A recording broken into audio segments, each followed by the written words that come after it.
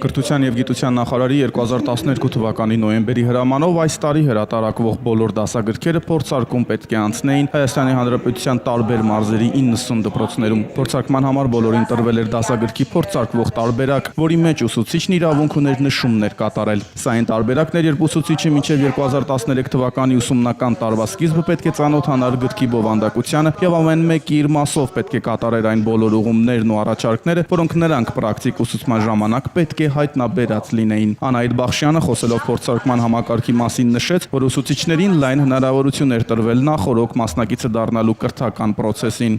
Այս սիրելիներ, այս սիրելի ուսուցիչներ, կրթության զարգացման պետական ծրագրում հատկապես գրված է, որ դպրոցի ուսուցիչները պետք է հնարավորինս շատ մտնեն այս գործի մեջ, իրենք մասնակցեն, տվել են, մասնակցեիք, ասեիք, գրեիք։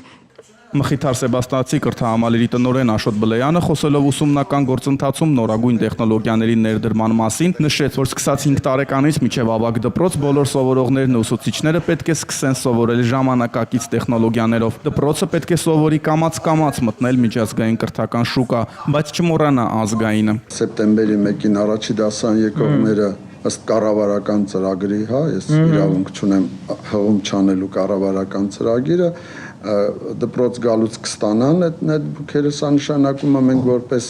նախարարության պատվերը կատարող փորձարարական հետազոտական միավորում պիլոտ ենք իրականացնում, որտեղ լիք աշխատանք կա անելու հենց բովանդակության ստեղծման մյուսի բանի առումով եւ պետք է հասցնել 2 տարում այդ գործ անել,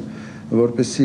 2016-ին ավելի պատրաստ լինի, ստեղծվեն այդ մեխանիզմները, ստեղծվեն բովանդակությունները, մյուսը ուսուցիչները պատրաստված լինեն։ Մինչև 2016 թվականը անցումը նոր տեխնոլոգիաներին պարտադիր չէ։ Ինքը սովորողը, ինքը որոշում է։ Հիմա ուզեց գրիչով գրեց, օրինակի համար անցավ նրան եւ զուգահեռ հմտությունները ձեռք է բերում ու մեկը մյուսին դուրս է մղում։ Դա այնքան բնական պրոցես է։ Սուրեն Հակոբյան, Աշոտ Խաչատրյան, Փաստ լրատվական։